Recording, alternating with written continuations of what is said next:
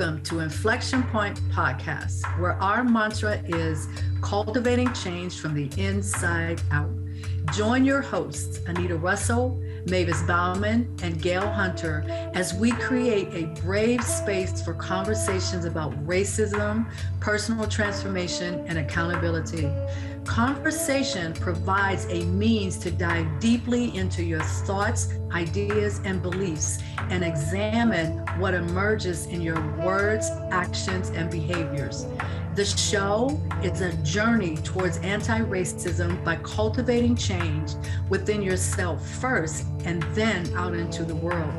Learn to engage in racial dialogue using 4 tools: courage, conversation, relationship, and accountability. Discover how truth, reconciliation, and healing can emerge from honest and deliberate conversations. Manifest social change right now on Inflection Point Podcast.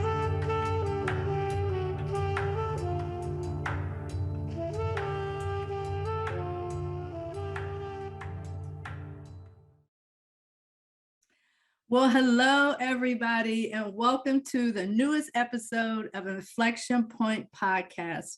I'm your host, Anita Russell, and here's a quick hello from my 2 co-hosts, Mavis and Gail. Hi, I'm Mavis Bauman. Hope you're well tonight. Hi, I'm Gail Hunter, and welcome to Inflection Point Podcast. So together, the 3 of us make up the Anti-Racism Mastermind Group, and we're kind of your guides on this journey towards anti-racism.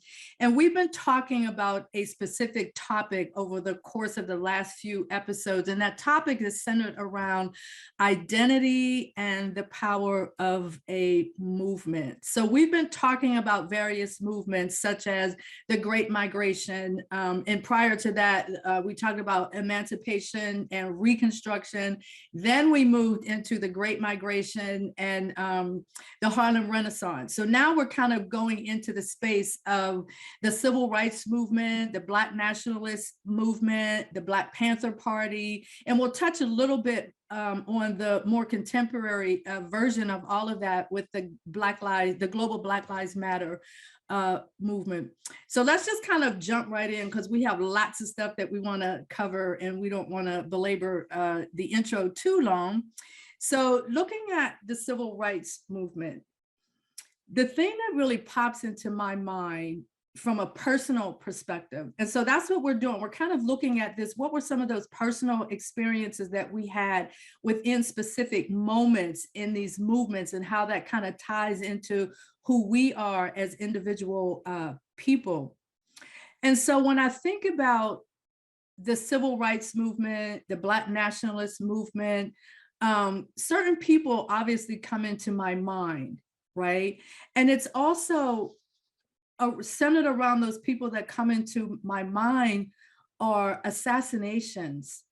And so when I look at that time period and I think back on it, the thing that I really remember most prominently, I would say, are the assassinations that that this country kind of lived through.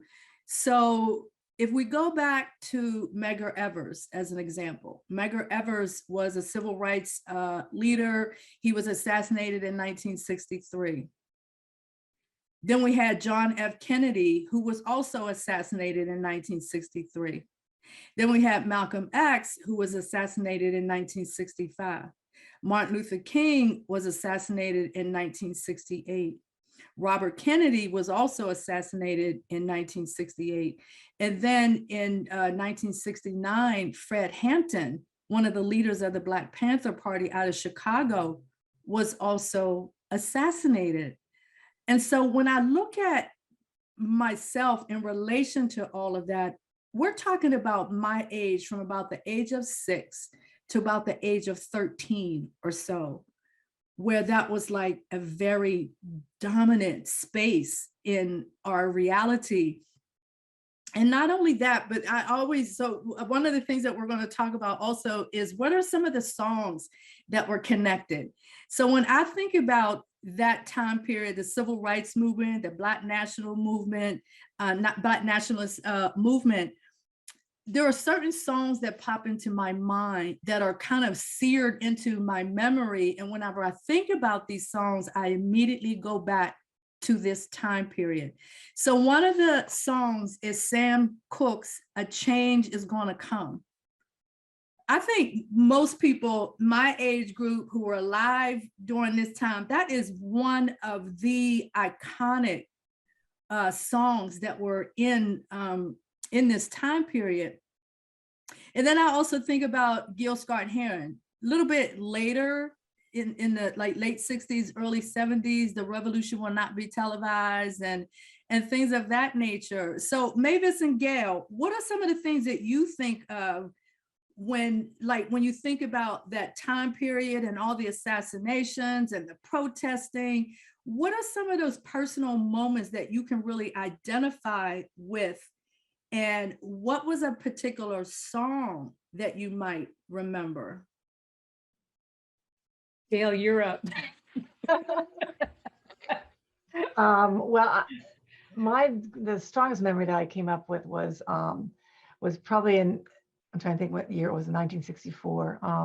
My parents moved my family to from a very small, fairly diversified community to a totally white community that was somewhat rural and was getting developed. And now it's extremely developed, but back then it wasn't.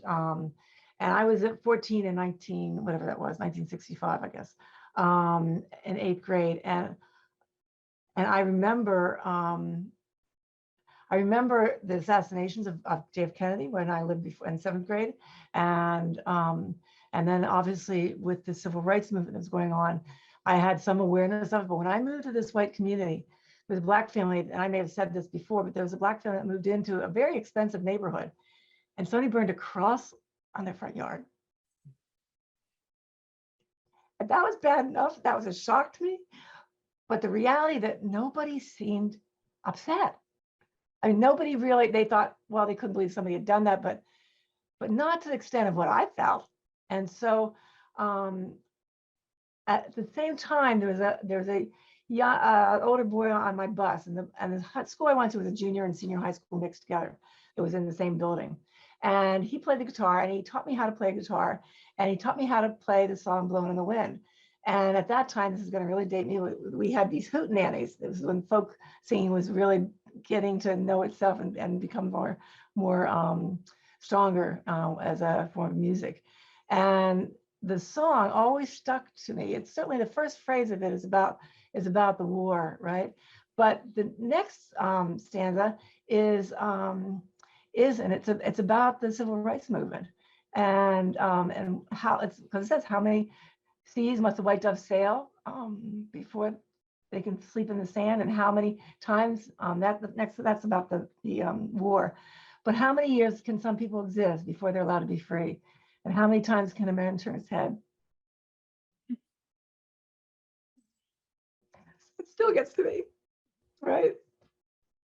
You know, when I read those words, and I remember, anyways, I remember singing. I was terrified singing on stage in front of junior and senior high school kids, but it just is, how many times, right? And I'm white, so I don't have my history, my experience, but my ability to be empathic, I can feel it, right? I can feel it so strongly. So that's my first memory. That's my strongest memory. Thanks, Gail, for me pushing you up front. Sorry. Okay. I asked you to go before me. I asked you to go before me because I remember the assassinations. But as any of our listeners know, or anybody who knows me, I grew up in Western Nebraska around all white people. And I didn't know or understand this struggle at all. And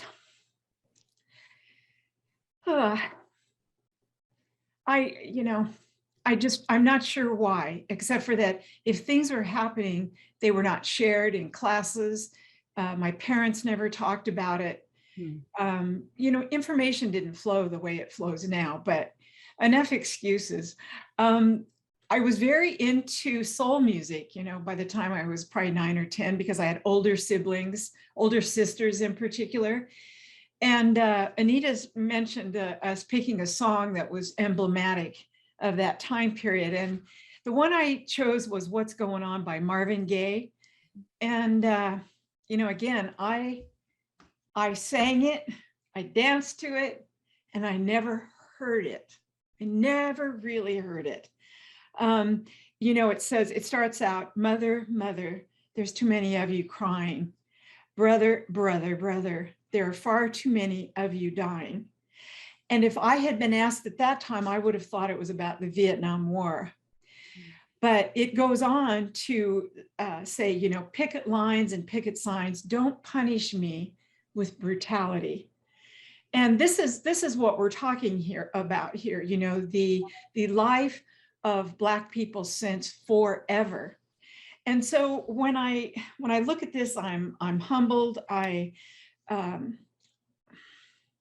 It's just heartbreaking. And I wished I could have known more at the time. But I think the key is for people like me right now to just really hear these words now. Hear these words now. Really, really, really listen to the experiences of Black people. They are not making this up. They're not making up this discriminatory environment, this violent environment that they all have had to deal with. So that's my song. I think I'll rest there for a minute. Does that answer your question there, Anita? Yeah, that's fine. That's fine. So one of the reasons why I wanted to kind of take this approach is because music is such a powerful messenger, if you will. And in that time period, when I go back and I think, and again, because I tie it to these assassinations, right? Because in my household, with my mother being an activist, I was able to see and feel the impact of these assassinations through her. Because like I said, on some of them in the 60s, I was just a little girl myself. Right. But when I look at my identity now, I can honestly say that so much of that came through me observing my mother. Like I can remember us looking on and seeing the funeral processions and that iconic picture of Dr. King's wife and his family at the funeral. Like we had those pictures in my home, and just trying to be a little kid and watching what's happening to my mom. And I'm looking at these things that are happening on television. And I'm trying to digest it all and just trying to make a sense of what does all of this mean for me as a little Black kid that's trying to figure things out, right?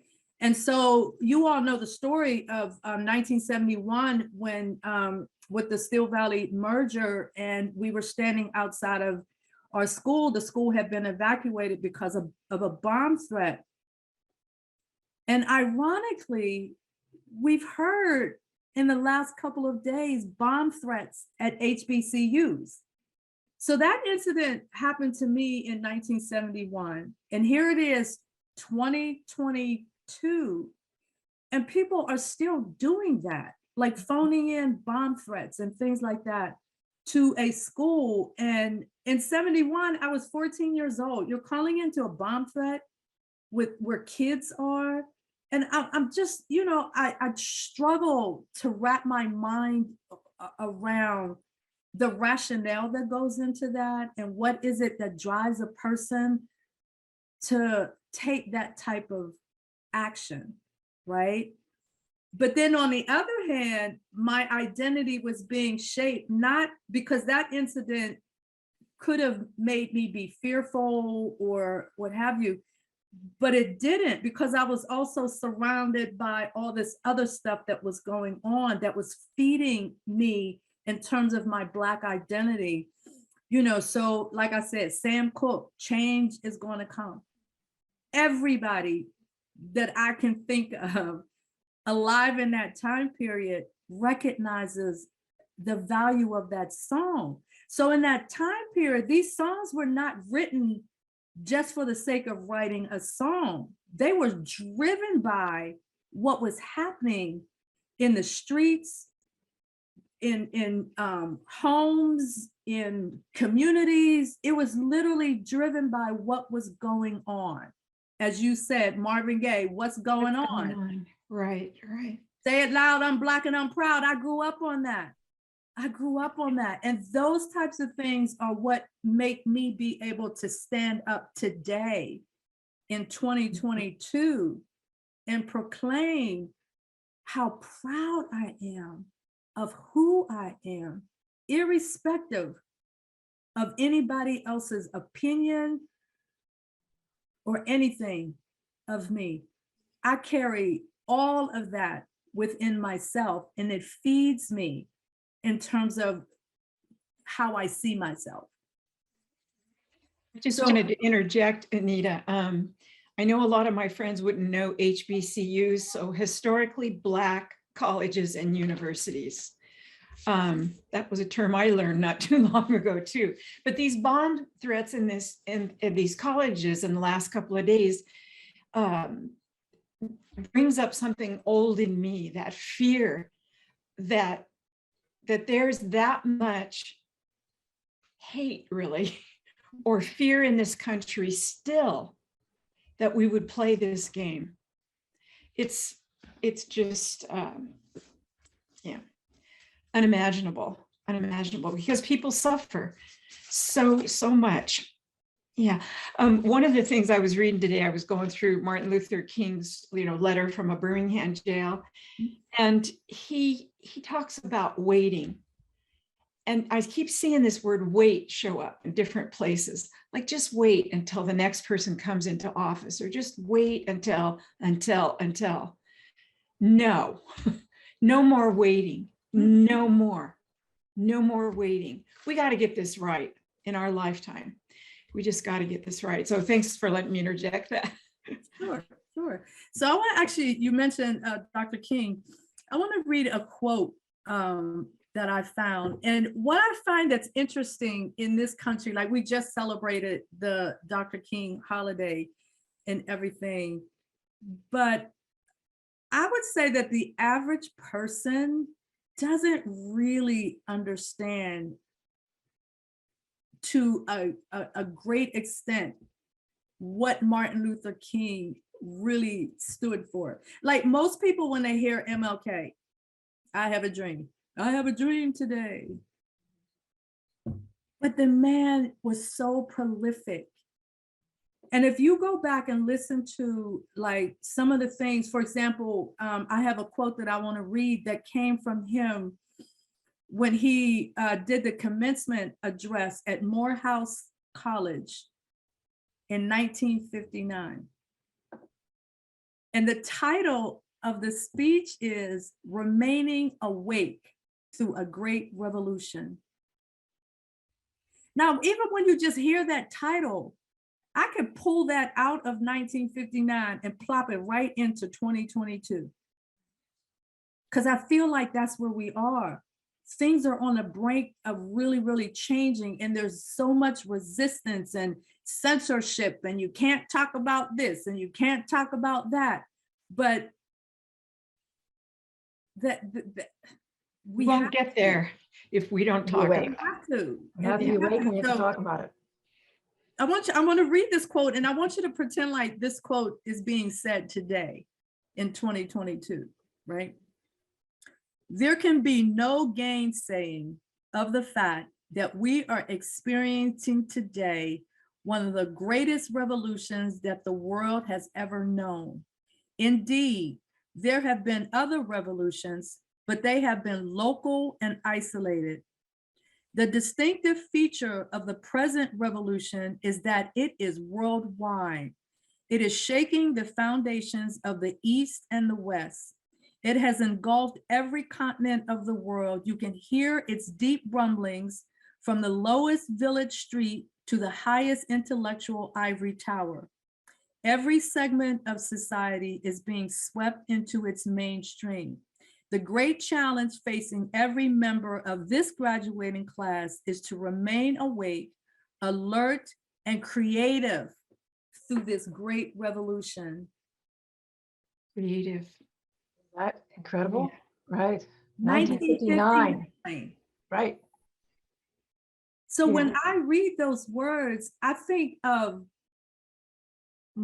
I think I've talked with you about in the movie Malcolm X, at the end of the movie where they have these children from all over the world and they're standing up and they're saying, I am Malcolm X. I am Malcolm X. I am Malcolm X. Then when Trayvon Martin was murdered, you had people standing up all over the world saying, I am Trayvon Martin. I am Trayvon Martin. Young girls, older kids, all over the world. And then you go from Trayvon Martin to the Black Lives Matter movement, where you saw people protesting all over the world.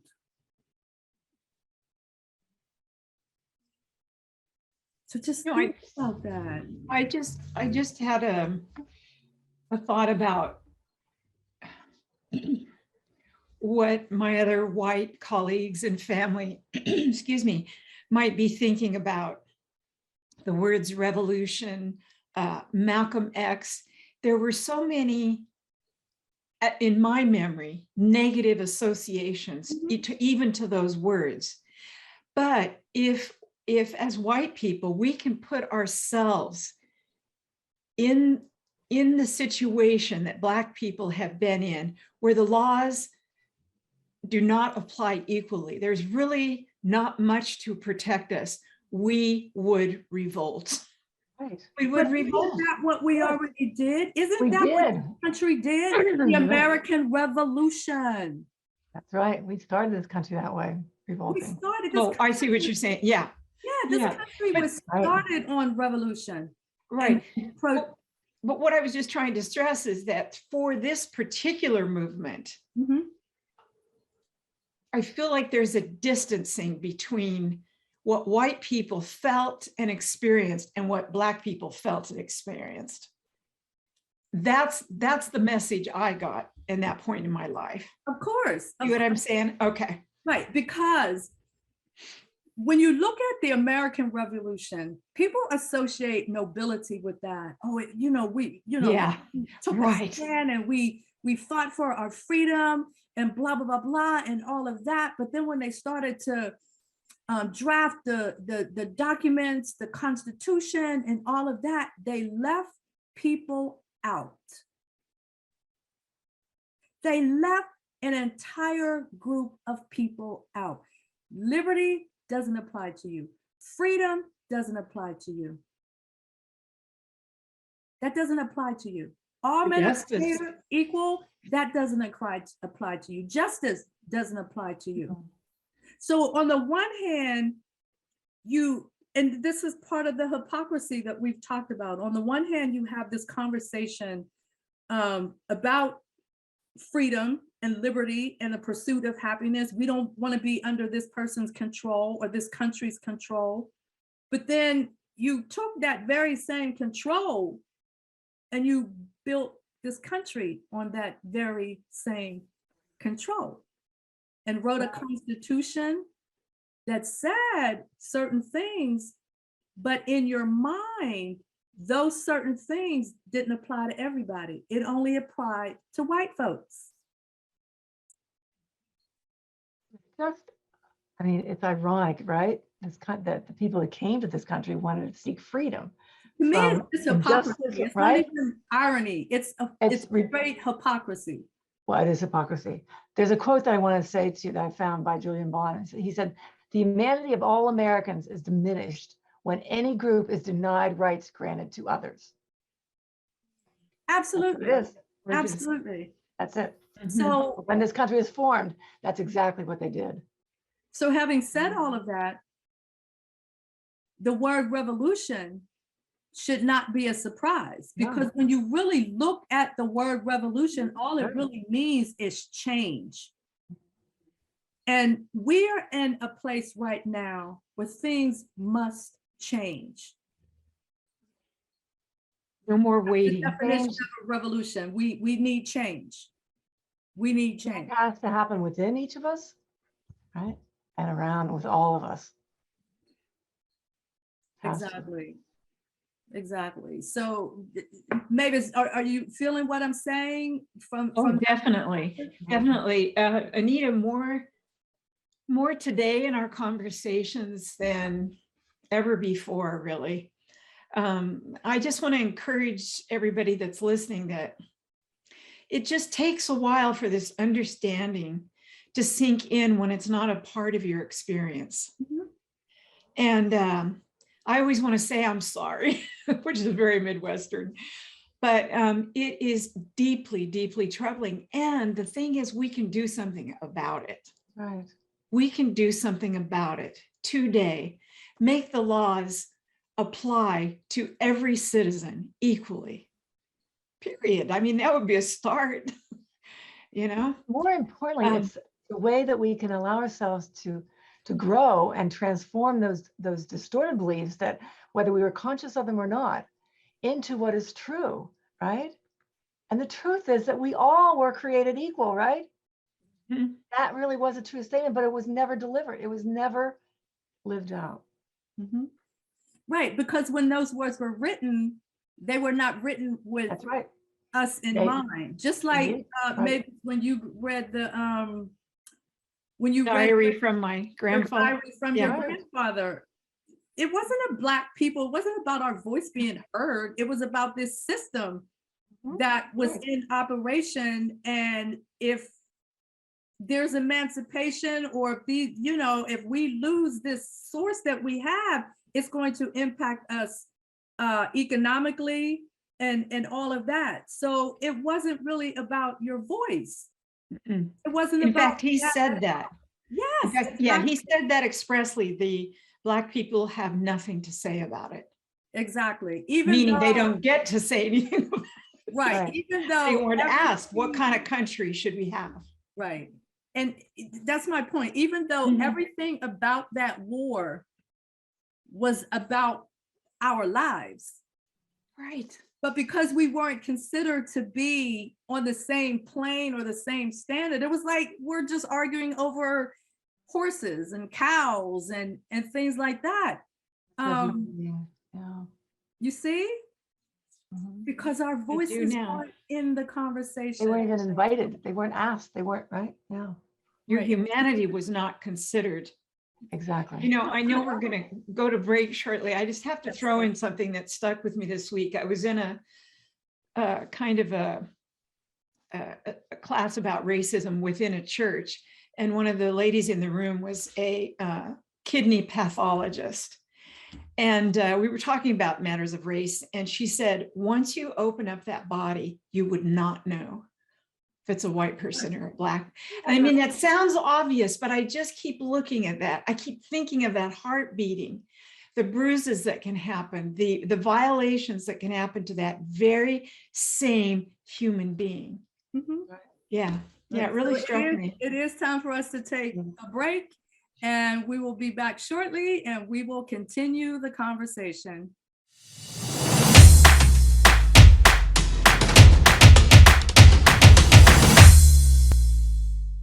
So welcome back to Inflection Point podcast on transformationtalkradio.com. I'm Anita Russell, and my two dear friends, Gail and Mavis. We've been having a conversation about movements in the 60s, and we're talking about music, and we're talking about different things that people were saying, song lyrics, and things like that. So I think, Mavis, one of you was finishing up something when we took our break. So I think it was Mavis, actually. Yeah, I wanted to follow up with another quote from Martin Luther King from that letter that he wrote in a Birmingham jail. And if I could ever write something so gorgeous and so specific and so peaceful and so loving and so clear and heavy hitting, I mean, it's just extraordinary.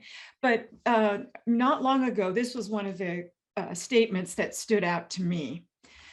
Martin Luther King says, I have almost reached the regrettable conclusion that Negroes' great stumbling block in the stride toward freedom is not the white citizens counselor or the Ku Klux Klanner, but the white moderate who is more devoted to order than to justice, who prefers negative peace, which is the absence of tension, to positive peace, which is the presence of justice. And then it goes on a little bit and ends this paragraph with, and this is just stings, shallow understanding from people of goodwill is more frustrating than absolute misunderstanding from people of ill will. Lukewarm acceptance is much more bewildering than outright rejection.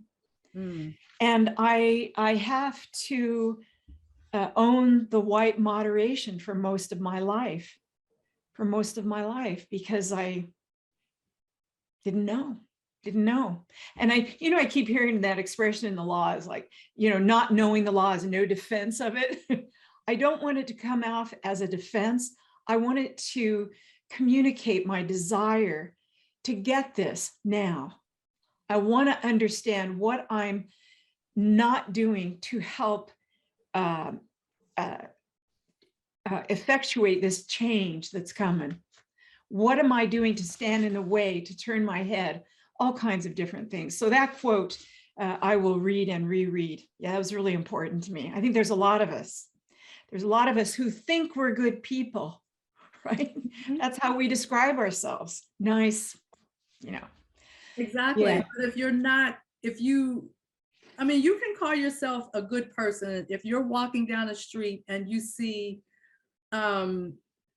someone being assaulted, you see someone being brutalized, and you cross the street because you don't want to be involved. You can still consider yourself to be a good person because you were not the one who was doing the victimizing. You were not the one who was hurting this individual. You are not the one, so on and so on and so on. But the fact that you are the one who turned a blind eye to some injustice that is right in front of your face makes you just as bad as someone who, who Gets it themselves. much more blatantly, Yeah.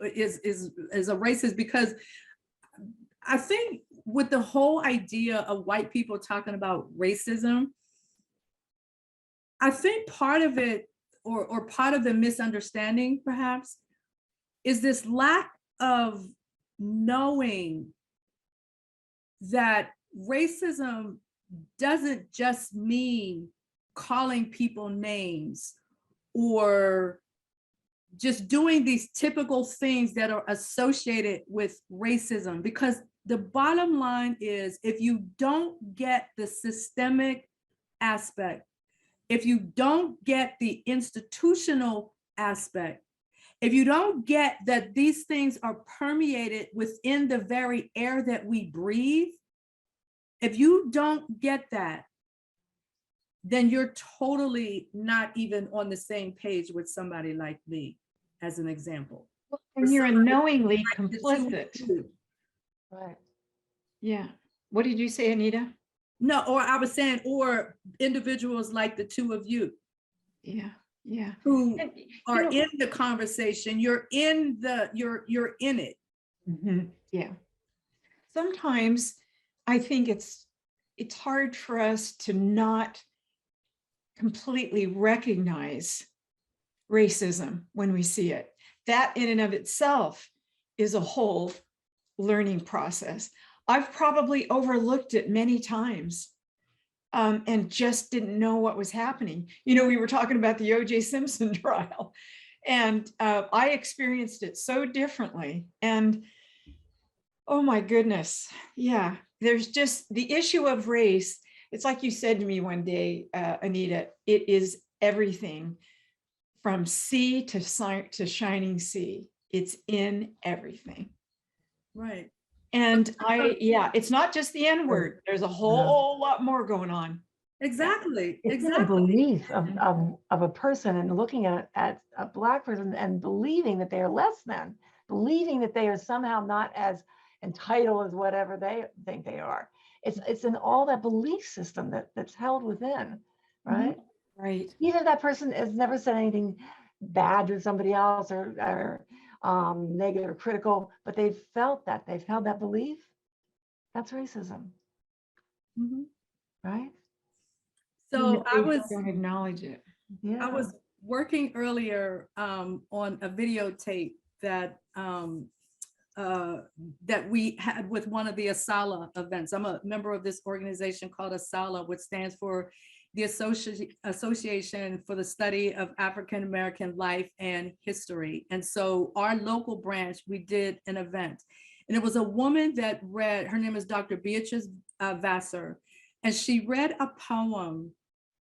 And in that poem, she is describing an incident where she was a little girl and her mother was assaulted and raped by a group of KKK members on the side of the road, right? So she was just kind of describing what that experience was like for her, right?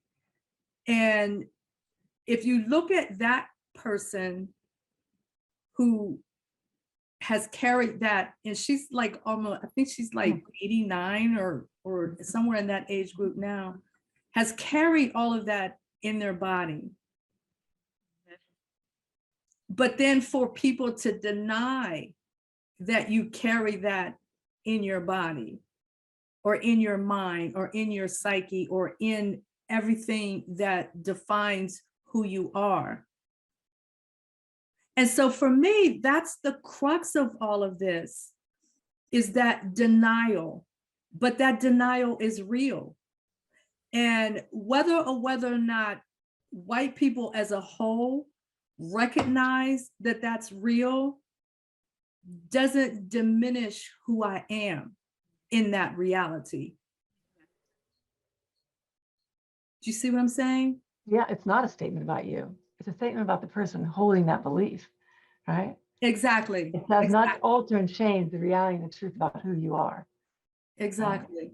And if anything, it does. It makes a statement about that person believing that. Right, right. And whether or not it's history, it's still part of you. Wait, say again?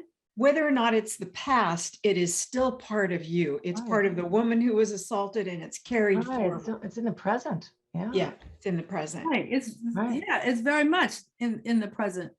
Because she, if you think about who she was before that incident happened and who she became after that incident happened, because she describes from the day that that incident happened, and it was, I believe it was her and her sister who were in the car, and they threw like a blanket over them and told them, just don't say anything and don't look.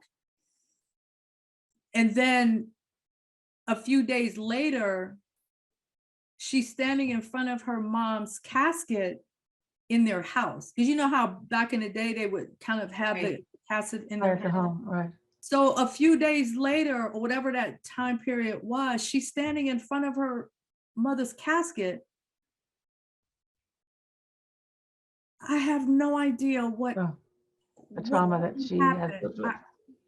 And so the point I'm making is, I am totally and completely aware of the fact that there are people out there who will hear that and not even be touched by it in their personhood, if you will. And so because there are people out there like that who wouldn't be able to identify with that kind of story, there are people out there who just cannot or will not identify with what this whole entire thing is all about. Right? Those people that choose to like not even get on the edge of the coin. They just stay in their territory. Right. Right. Right. There are people out there who are like those that. beliefs. That's right. Right. And that is their belief system. And that's just what it is. And so the point I'm making is, just because there are people out there who hold that belief system doesn't mean that that belief system doesn't need to change. Or that it's even true. It still needs to change. It has to change, right? Whether they want to jump in and change and transform themselves, that's a choice, but it has to change. Exactly. So I'm going to read you, I wanted to shift a little bit and talk about the Black Panther Party, and because that's another organization that was kind of vilified and all of that. So I wanted to share some. Before I do that, I want to read this Nina Simone quote. I love Nina Simone. Right. And this is her Young, Gifted, and Black. And this is something that I have always loved, these words. Young, gifted, and Black. Oh, what a lovely, precious dream to be young, gifted, and Black. Open your heart to what I mean. In the whole world, you know, there's a million boys and girls who are young, gifted, and Black. And that's a fact. You are young, gifted, and Black. We must begin to tell our young, there's a world waiting for you. Yours is a quest that's just begun. I think about Cairo in those words, because that's how I see him. I don't know what his gifts are yet, but I know that little bro is gifted. Mm-hmm. 3 feet tall, that little boy is gifted. Yeah. Mm-hmm. And I want him to be able to live a life where he can discover those gifts and he can grow those gifts and he can produce fruit that other people can eat. Right? Amen, sister. Yeah. Right? That's so powerful. And it's not asking for much. Oh. Mm-mm. It's not asking for much, just to live like anybody else lives. Just let him be who he is, and Exactly. all the possibilities that can be there, right? Just leave us alone. Leave Right, us alone. Leave us alone. Right? Yeah. Leave us alone. Yeah. One of my favorites. In one of Frederick Douglass's, I think it was Frederick Douglass. And that's what he's saying. He's just saying, people are asking this question, well, what are we going to do with all these Negroes when they're emancipated? Just leave them alone. Let them be, let them live. Leave them alone. Let them live. And let them live. Exactly. Truly be free. Exactly. So shifting a little bit to the Black Panther Party. And so when the two of you hear Black Panther, well, not you so much, Gail, because you went to Black Panther meetings and stuff like that.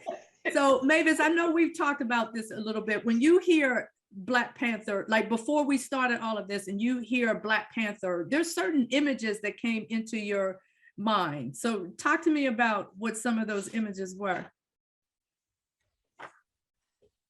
They were pretty negative, frightening. They involved guns. They involved men marching together, trying to organize themselves. I'm not sure that I really understood much of what that was about at the time, but I think the vibe in my house was, oh no. And so, that's what I picked up on. So, a couple of years ago, I watched a movie about them and I thought, I didn't know they did these good things. Exactly. That was never a part of it. That was never a part of what I heard. And, I keep wanting to understand, what were we so afraid of?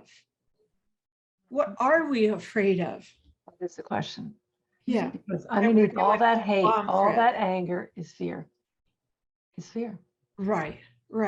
Yeah. So, and Angela Davis, Angela Davis was even her profile was a little frightening to me. She was such a distinctive looking person. And somehow that was like, yeah. That's Yeah. what it was like for somebody like me. I mean, I like idolized Angela Davis when I was growing up. You know, and why would I have been afraid of that image? Why would I have been afraid of her voice? If I'm not hearing Marvin Gaye's words, I'm sure not hearing what Angela Davis was actually saying, or had the frame of reference for what she was doing and saying. So I want to share this with you. There's a woman by the name of Alondra Nelson, and she wrote this book. She's a dynamic sister, right? So she wrote this book called Body and Soul: The Black Panther Party and the Fight Against Medical Discrimination. So that was one of the things that they really, really stressed. And it's kind of related to a lot of things that happen when you think about the origins of this idea that Black folks don't trust the medical community, because you think about the Tuskegee 626, the syphilis experiments. You think about what they did with Henrietta Lacks. You think about this whole idea that people think that our skin is thicker, and all of these different things. And I forgot the name of the woman, but she wrote that book called Medical Apartheid. And so you have all of this, and then you have the Panthers. And the Panthers took on this whole idea of health activism, right? They had free medical clinics. Right. And this was about race and health in that time period. Health and wellness. I mean, they were really interested in the wellness of the families, of kids, right? Not exactly violence. No. So the point being, it was really about, we need to maintain this system at all costs. And so we vilify people. We turn them into menaces. You know, we label them in these very negative kinds of ways. And then people buy into that. No. People buy into that. Forget about the fact that they were feeding those children. But you know what? That's socialism anyway. We don't do socialism in the United States. Right, but Medicare is a whole socialist program. It's based on the principles of Social Security or anything. Right. The point being, that's right. It was the Panthers. It was this militant Black group that was presenting. That's exactly right. Number one, we're going to defend our communities.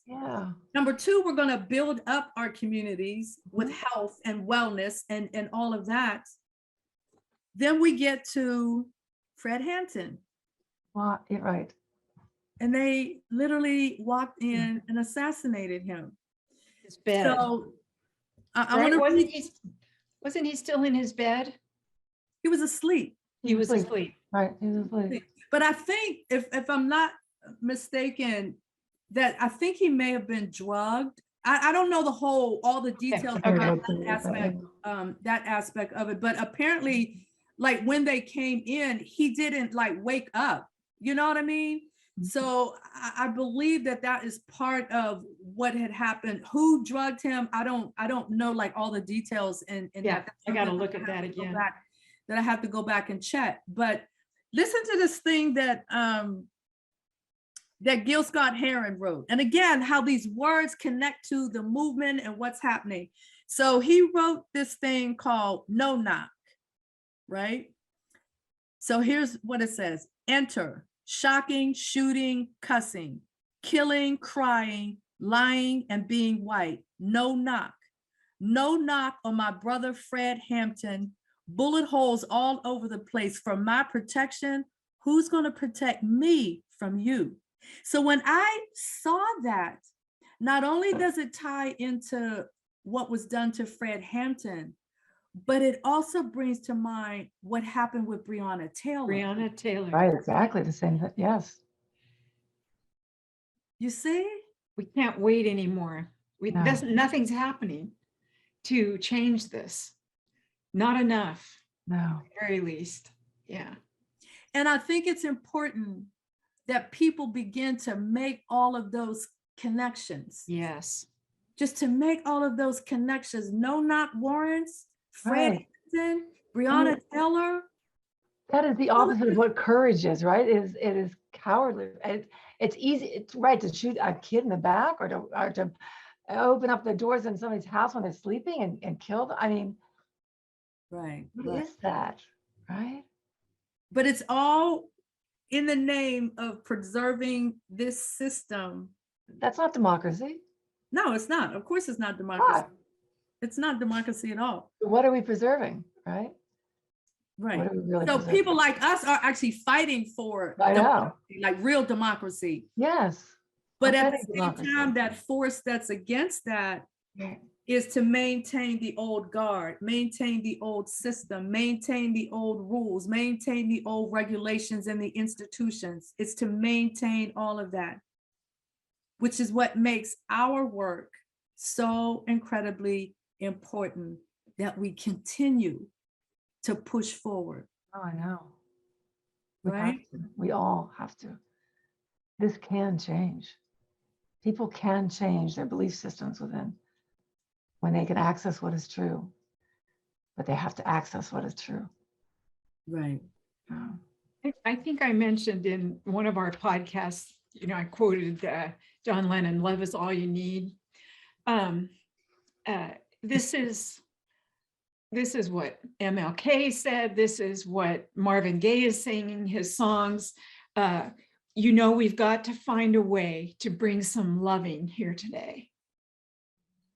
It's just that simple. Empathy, compassion, understanding, love. I'm just trying to think of a reason to hate each other. How does that serve anybody? Why do you hate somebody you don't even know, right? Right. That you've right. never even met, right? That's Right. all fear. It's That's all, not it's fear, all it's fear-based. self-serving, it's self-serving. Right. Yeah. We have to maintain, It's a false sense of that censor. superiority, right? It's not Yeah. based on truth. And let's censor stuff. Let's just fix it so that they can't read this kind of book and they can't read that kind of book. You know what that sounds like, right? 1984. Here we go. Yeah. Right. You know that after the election of Donald Trump, that the sales for 1984 literally soared through the roof. I didn't hear that. Wow. Yeah. And I think it was triggered by Kellyanne Conway. That was her name, right? Yeah. She made that statement, alternative facts. That's Right. straight Orwellian, straight out of 1984. Yes, it is. Yes, it is. Mm.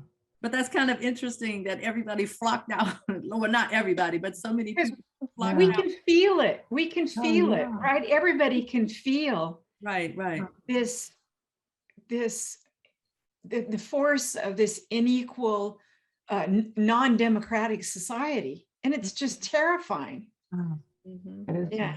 So we literally have about 2 minutes left. So I want to make sure that I call out. This is Inflection Point Podcast. We broadcast the first and third Wednesday of the month on Transformation Talk Radio. I'm your host, Anita Russell, and I am the founder and CEO of The Place to Soar. Mavis, Gail. I'm Mavis Bauman again, president of Seed a Better Life. And next time, I hope we have just a little more time at the end. I'm going to tell you a story about one of my kids in Rwanda and how doing something small for these kids means so much. Seedabetterlife.org. I'm Gail Hunter, and I am president of the board of OMA. It's omapittsburgh.org, and we provide a lot of different programs for kids and adolescents and adults, and a lot are trauma-based and informed. And if you're interested, please feel free to check it out. Thanks.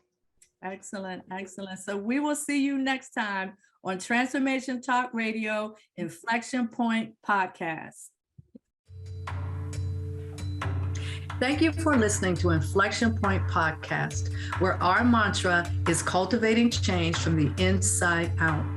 The journey towards anti-racism and social change doesn't stop here. Truth, reconciliation, and healing come from ongoing, open, honest, and deliberate conversations. Continue to dive in and deconstruct your thoughts, ideas, and beliefs as we band together to manifest social change. Tune in to Inflection Point Podcast every first and third Wednesday at 3 p.m. Pacific, 6 p.m. Eastern, here on TransformationTalkRadio.com for more conversations about how we can cultivate change from the inside out.